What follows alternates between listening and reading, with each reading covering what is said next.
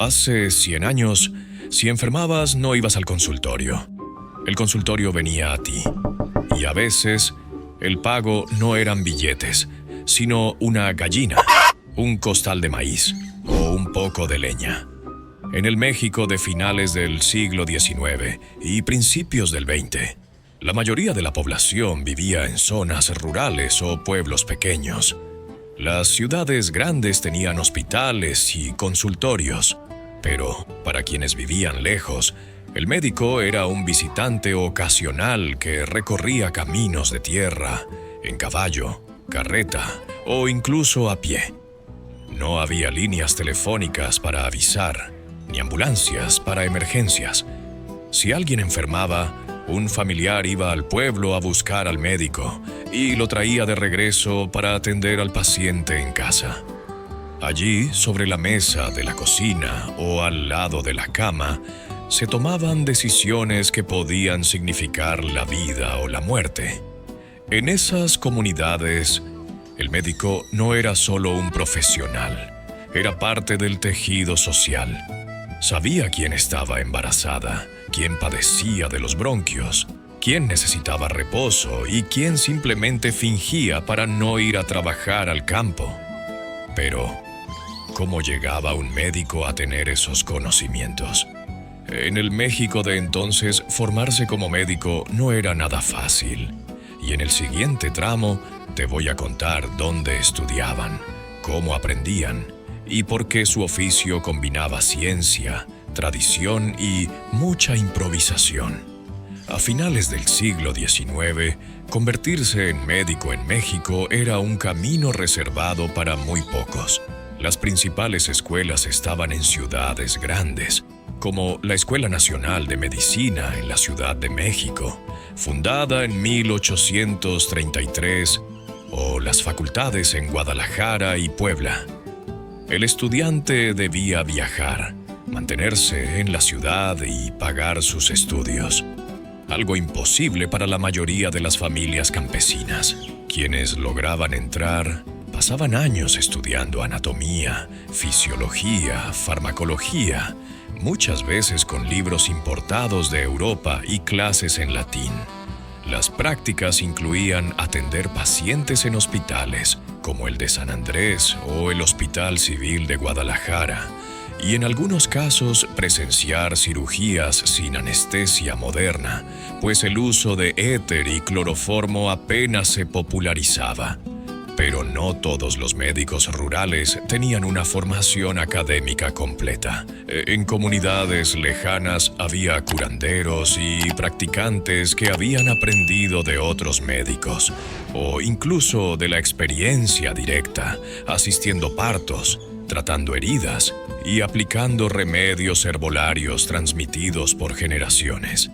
El médico que salía de la ciudad para atender pueblos debía improvisar constantemente. No siempre tenía acceso a todos los instrumentos o medicinas. Su maletín incluía lo esencial: un estetoscopio, termómetro, pinzas, bisturí, gasas, frascos con quinina para la fiebre, ungüentos para heridas y botellas de alcohol para desinfectar. Y junto a esos elementos modernos, a veces llevaba hierbas secas, cataplasmas y recetas populares que conocía por tradición. Era un oficio que combinaba la ciencia aprendida en aulas con la sabiduría práctica que solo daban los caminos de tierra y las casas de adobe donde ejercía su labor. En la mayoría de los pueblos, el dinero en efectivo era escaso. Las familias vivían de lo que sembraban, criaban o producían. Así que cuando el médico atendía una visita, el pago no se hacía con monedas, sino con lo que hubiera disponible. Una consulta podía costar una gallina, un costal de maíz, frijol, un poco de queso, o leña para su casa. En las zonas cañeras, a veces se pagaba con panela o miel. En los pueblos ganaderos, con carne fresca o leche. El trato era simple. El médico no negociaba precios. Aceptaba lo que la familia podía dar. Si no había nada en ese momento, se fiaba la consulta, con la promesa de pagar en la siguiente cosecha o cuando hubiera crías de animales para vender. Un dato curioso: en informes de salud pública de 1910 se registraba que más del 50% de los médicos rurales declaraban recibir la mayoría de sus honorarios en especie. No era caridad, era el sistema económico natural de las comunidades. Ese tipo de pago creaba un vínculo especial. El médico conocía la tierra que cultivaban sus pacientes y muchas veces el costal de maíz o la gallina que recibía había sido criado o cosechado por las mismas manos que curaba. No era raro que al llegar a un pueblo lo esperaran con una mesa servida y la consulta empezara después de compartir un café de olla y pan dulce. En ese intercambio no solo se movían bienes, se reforzaban la confianza y el respeto mutuo. La vida en el México rural de principios del siglo XX estaba llena de riesgos para la salud. Los médicos que visitaban casas sabían que en cualquier momento podían ser llamados para atender un parto complicado, una fiebre alta o una herida grave de trabajo. Entre las enfermedades más comunes estaban el sarampión, la fiebre tifoidea, la tuberculosis, el paludismo y las infecciones respiratorias, que se agravaban en invierno por las casas mal ventiladas y el humo de los fogones. En regiones costeras también eran frecuentes la fiebre amarilla y las diarreas severas provocadas por agua contaminada. Los accidentes eran otro frente constante: un corte con machete en el campo, una caída de un caballo, quemaduras por lámparas de petróleo o fracturas causadas por trabajos pesados. En zonas mineras, los médicos atendían pulmones dañados por el polvo, y en haciendas, heridas de maquinaria. El reto era doble: tratar al paciente y hacerlo con recursos limitados. No siempre había medicamentos modernos. Si no había quinina para la fiebre, se recurría a infusiones de hierbas. Si no había gasas estériles, se hervían telas limpias para improvisarlas. Otro desafío era el transporte. Un médico podía recorrer horas de camino de ida y otras tantas de regreso, solo para atender a un paciente grave. A veces llegaban demasiado tarde y debían enfrentar no solo la enfermedad, sino el dolor de la familia. Pese a todo, su presencia era un alivio. Incluso si no podían curar, podían dar consuelo, aliviar el dolor y orientar a la familia sobre cómo cuidar al enfermo.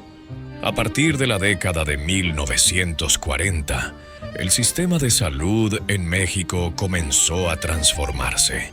La creación de instituciones como el Instituto Mexicano del Seguro Social en 1943 y, más tarde, el Instituto de Seguridad y Servicios Sociales, trajo la construcción de hospitales y clínicas en ciudades y cabeceras municipales. Esto hizo que, poco a poco, las visitas médicas a domicilio fueran menos frecuentes. En las zonas urbanas, la población empezó a acudir a consultorios y hospitales para revisiones, tratamientos y emergencias. En los pueblos todavía quedaban médicos itinerantes, pero con el tiempo fueron sustituidos por clínicas rurales del gobierno. La medicina también cambió. Nuevos medicamentos, como los antibióticos, requerían almacenamiento y condiciones que no siempre podían garantizarse en un maletín de cuero. Los equipos más sofisticados ya no podían transportarse en caballo o carreta. Sin embargo, en muchas comunidades apartadas, la figura del médico que llegaba a tu casa sobrevivió hasta bien entrados los años 70 y 80. En esos lugares, el consultorio seguía siendo la mesa de la cocina o la cama del paciente. Con el tiempo, esta costumbre se volvió cada vez más rara. Hoy, para muchos, la idea de que un médico cruce el pueblo para atenderte en tu propia casa suena a historia lejana. Durante décadas, el médico que visitaba tu casa fue más que un profesional de la salud. Era alguien que conocía a tu familia, tu historia, y que recorría kilómetros para atenderte, aceptando como pago lo que tu tierra o tu trabajo podían ofrecer. Un dato curioso es que en algunos pueblos, cuando se corría la voz de que el médico llegaba, las familias aprovechaban para pedirle que revisara a varios miembros en la misma visita.